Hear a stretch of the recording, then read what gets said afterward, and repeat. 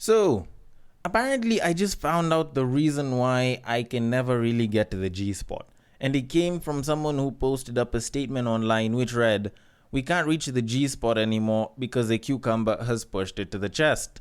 And to be very honest, I do have one question to ask, and that is... And no, that's not the question. I'm just wondering, what kind of chills did people throw away this year? Cause that's a bit of a hard one. I don't know, like I usually think of it a little bit of a different way. Cause I'm like, you know what, maybe the G-spot can be in different areas. But now that someone mentioned cucumbers, I've been noticing a lot of women buying this massive cucumber gorget sized vegetables. And I've been wondering what they use it for. It's very unfortunate that they decided to go vegetarian on the dick as well. Because clearly, if you all know this, you can't substitute dick. Like, you just can't. You just can't. But anyways, we have a podcast to start and we have a lot to talk about. So we might as well do it in our classic fashion. So, welcome to Break Time on Westside, your number one break time podcast, coming to you from Nairobi, Kenya. The man on the mic is a man who has realized why he can't get to the G spot. He is a man whose favorite form of cardio involves him running his mouth and sometimes jumping to conclusions. The man on the mic is none other than your tall, dark and mildly handsome man, Sir Denver B. The show is Tweetstreet, the show where we take a deep dive into Twitter, pull up a couple of tweets here and there and break them down into something a little bit more sensible.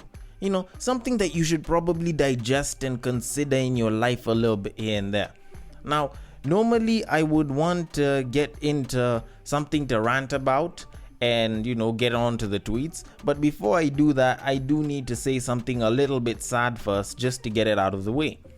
As of the time of this recording, I actually just found out that the footballer, the GOAT himself, Diego Maradona, has passed on at the age of 60. Now, you should probably have a moment of silence, so this is the time where I tell you, you can take a pause, have a moment of silence, and then hit play again, because, well, we have minutes running. But anyways, that aside, I do need to make noise about something. So over the past week or so, a couple of underage teenagers were busy being caught having orgies and, taking part in, drug consumption and all of that. And it did kind of bring in this whole debate about what it is that we're doing with our teens. And the thing is, I honestly never really found myself as a teen, back when I was a teenager, actually thinking as wild as some of the teenagers of today think. Because I don't know at what point I'd be sitting with my boys and then I just think to myself, you know what would be really good? Me and all of you banging girls all at the same time in the same exact room, possibly with someone recording. Because that's what some people have been doing. This whole thing of underage teenagers and orgies just never really got to me. Because I don't see why it is that most people would even want an orgy in the first place. Because you think about an orgy as a guy. You have a bunch of guys busy banging, and take for example your woman isn't making any noise. You don't know if the problem is her, because probably she's getting it so good she's speechless and soundless, at least in this case. Or, you're probably not doing anything, so the problem is on you. And, some guys are probably making their woman scream. So you don't know what the problem is, and then you might get self-conscious. Then there's always this bit of like a dick measuring contest between guys that's always silent. It's sort of like a cold war. So if there's like you and like 5 other dicks there, at what point are you going to stop and be like, you know what, I'm not gonna think about anyone else's because it's there, I'm just gonna focus on mine? Because even the thought process of you not trying to look there in itself is a bit heavy. So I don't see why it is that people would want to go for something as cumbersome and as annoying as an orgy. It's almost like if you're playing your favorite songs, like you decided to bring in your bedroom playlist while you're actually banging. And there's some really good beats there, because you might be tempted to actually have your banging pattern, like the whole clap, clap, clap, clap bit while you're busy hitting it, kind of match with the beats of the song. So if it's like a at some point you just tap, tap, tap, tap. Like that whole matchup is kind of something that I've been tempted to do a ton of times.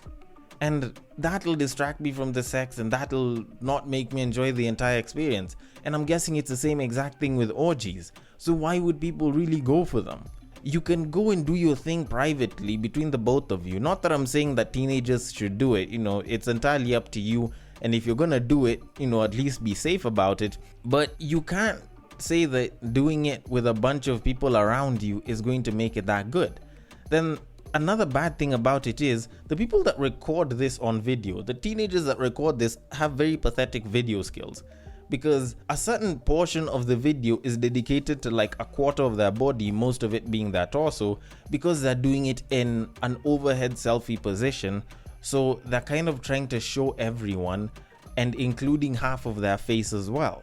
Like, I've never really understood why teenagers these days pull some of these stunts. Like, it sounds like it's incredibly cumbersome. People do it for the clout, and it doesn't even help anyone. But for what it's worth, if you're a teenager and you're listening to this, or if you're playing this and there's a teenager around, please stop attempting orgies. They're not even worth all of that. Like, it's cumbersome. It's better if you do it with another person, and actually it's much better if you don't do it at all. Abstain. This is probably one of the first few times I'd probably say that. And I never really thought I'd actually say this, but please make TikTok videos, not love. Okay? I think I've done my part to society that way. But anyways, I need to move it on to the tweets, and we have a couple of them, so I might as well start real quick. So, first tweet. From their body language, you can tell niggas who haven't smashed the chicks they're with. Well, that's actually true. That's really, really true. It's one of those things that I don't think a lot of people notice up until you know that the other person has smashed. And the funniest part about it is, I was listening to this song called Your Mind Still by Young Blue featuring Drake, and by all means, one of my favorite songs right now. And Drake actually mentioned something like this, where he's busy talking about him going to the club with his babe, and his babe hugging up on some guy that he knew, but it was one of those hugs that guys usually give to girls when they know that they used to bang or they are banging, and the man's is there. Like, it's one of those things that guys can kind of notice if they actually pay attention. And the thing is, it's quite a big determinant when it comes to showing that someone has some level of, big dick energy. Because you find that guys who bang a lot, guys that supposedly have big dick energy, according to women, they tend to be fairly chill, or they tend to be fairly vocal, because they know that they can hit it, or they know that they've already hit it. So they're not even bothered by it in the slightest. And it's a bit of an interesting thing. Like, you find that guys that want to bang a babe, they're sort of all up on them. They want to get close to them. They want to get all touchy. They want to try all sorts of moves just to sort of ensure that, the babe either notices them or the babe sticks with them, because they don't want the babe to be scooped by some other guy. And it's a bit of a funny situation, because when the guy already knows that he's smashed, or when the guy knows that he's gonna smash, like it's a guaranteed thing, he doesn't even bother. Nigga doesn't even give a shit. Hell, he'll probably even go and start hitting on other women. But it's a very, very interesting thing to consider. Anyways, if you want to know that your girl's cheating on you with one of your homies, I think this is probably one of the best ways to find out. Because trust me, some of those hugs, they just have a way of making you see that, what, this guy probably used to hit or has already hit. But anyways. Hold up. You guys haven't heard of El Mashati? Check out myself and Chacha as we dive into news and games coming out of the footballing world. You can catch our episodes on Mondays at 12 p.m. on Apple Podcasts, Spotify, Anchor, or virtually anywhere. And like we always say, once a shati, always a shati. On to the next tweet.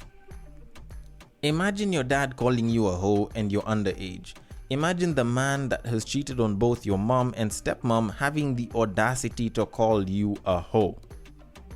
Now, for those of y'all that probably don't know what drove this tweet into happening, Kevin Hart released a stand-up special on Netflix this past weekend.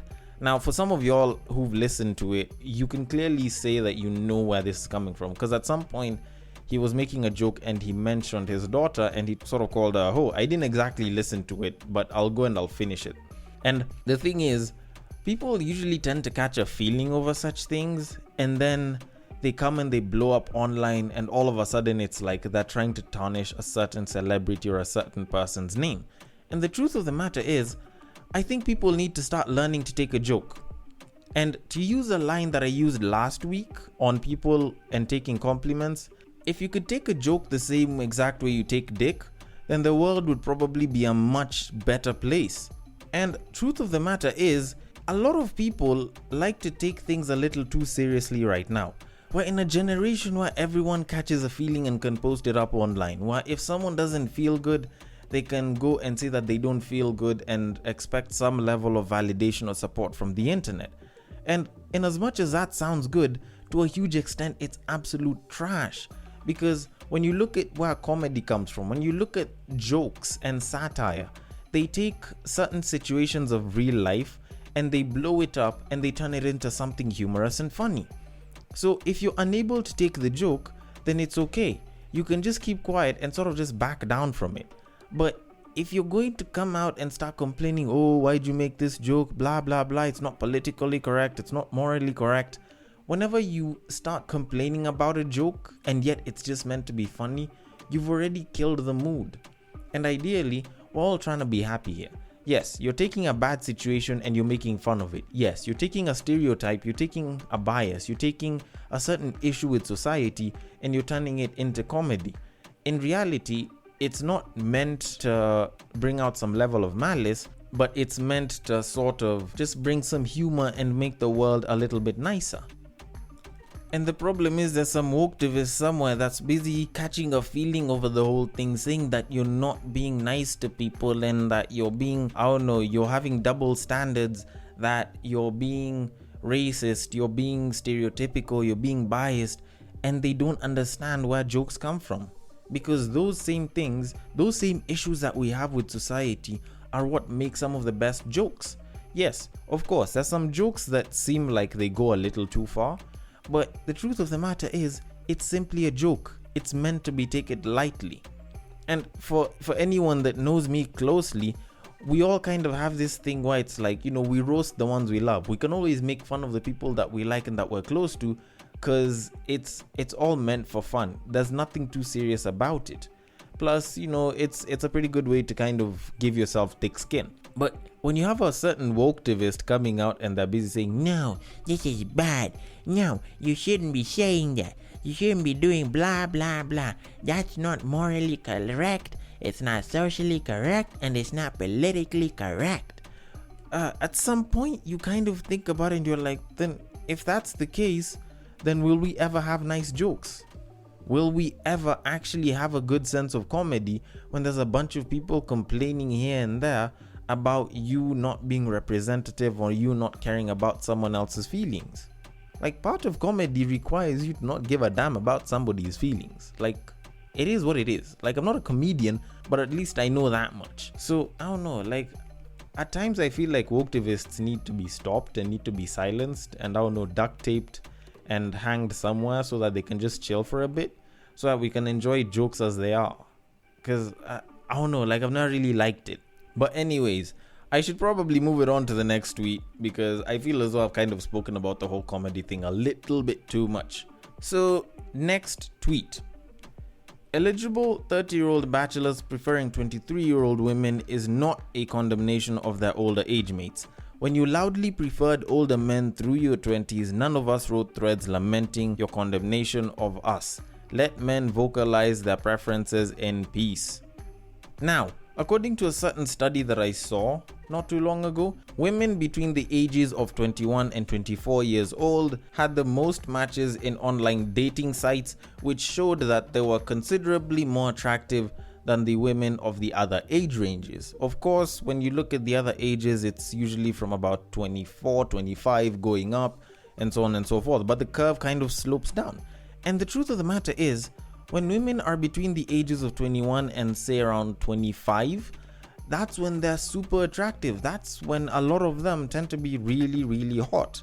And that's when a lot of people really want to go for them. So the 30-year-old, the 30-something-year-old, the 40-year-old, even the people in their late teens and their 20s will be approaching women of that age.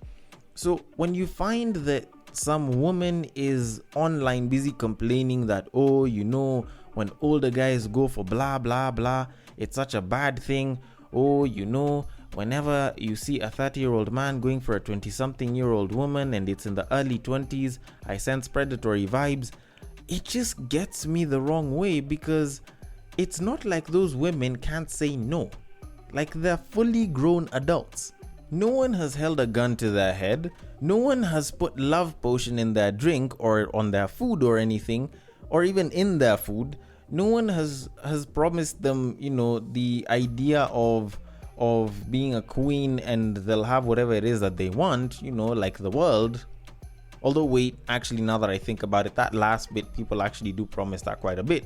But you get the point. It's not like they are against their own will when they're going to date older men. And hell, a lot of women like to claim that they're so much more mature, that they're super mature because they go for older guys. But it's suddenly the guy's fault that the woman is okay being with them. Like, I've never really found that to be acceptable in my system. Like, I've never found that to be really acceptable. Both people are accountable. Both people wanted to date. Both people are doing their thing. Just let it slide. If anything, you actually sound like you are a bitter old woman that is feeling bad that men aren't approaching you. Like, I'm just saying it as is. That's how it sounds. You sound like you're bitter. You sound like you wish the men of your age and possibly older or slightly younger probably approached you, and you're looking at these younger girls and you're like, you know what, I probably should have been the one that was getting this guy, but I don't see why it is that he's going 8-9 years down his age just to get a girl. Like, I'm there. Like, that's what it sounds like. That is what it sounds like from the get-go. And I'm sick and tired of seeing people actually talk about this and talk about how a woman under the age of 25 cannot make decisions for herself, doesn't have, the proper amount of sanity and decision-making capability to do it as an adult. As long as she's above the age of 18 and going all the way above, she can make her own decisions. Yes, maybe 18 and 19 might seem a little bit harder, but the law is the law. If that seems like it's too big of an issue, just go for the 20-year-olds. At least at that point, there'll be a 2 instead of a 1 that starts off the numbering.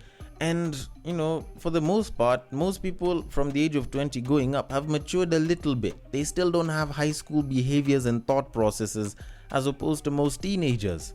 That way, it just seems a little bit better. And also, at least at that point, women won't start accusing you of grooming a woman. Or, grooming a teenager. But anyways, we should move it on to the final tweet of today. So on to the final tweet. Are girls really afraid of asking for sex, or are they afraid he'll say no? Well, this is a very interesting tweet because, personally speaking, I don't think it's any one of these options. I think the reason they're afraid of asking for sex is because a lot of times women have this thought that if they ask for it, they'll be looked at as either easy, cheap, or a slut. It's usually one of those 3 things. And for some reason, because society has conditioned women into thinking that they're the prize and that they should always be approached, it makes it hard for a lot of them to approach a guy that they probably want to bang and just ask for it. Honestly speaking, I don't think any woman should ever be ashamed of that. You're horny, I'm horny, let's do something about it, No need to beat around the bush, leave me mixed and subliminal signals. I think most of that is utter BS. You can get through most of that without even having to, make funny gestures or act a certain way around me. Just sliding into the DMs and being like, you know what? You are a mighty fine human being and I would love to do nothing less besides bang you. Trust me, a lot of guys will probably say yes. Of course, there's some guys who are a little bit old school that'll want you to hit on them, but for the most part, guys will probably say yes. A lot of guys are very open to banging, and they're usually trying to find a way to, notice if their crush likes them as well, and sometimes the crush just wants a bang. And you can solve it all just like that. But then again, I could be wrong, and women are afraid of asking for sex because the guy might actually just say no, and they fear rejection, which is also a thing. But then again, this is one of those things that I'd probably leave it to the women to tell me, so I will leave it at that. But anyways, I want to know your thoughts on this. Do you think that women are afraid of asking for sex because they're afraid the guy will say no, or because they fear being called cheap or a slut or a hoe or anything of that matter? The DMs are open. The Instagram handle to hit us up on is at Breaktime on Westside. On Facebook, the page is at Breaktime on Westside, and on Twitter, you can slide into my personal DMs at Bagaka the D. If you're listening on Castbox as well, you can leave your comments and questions and feedback there. Thank you so much for listening all the way till the end, and I will catch you guys on the next break. Take care.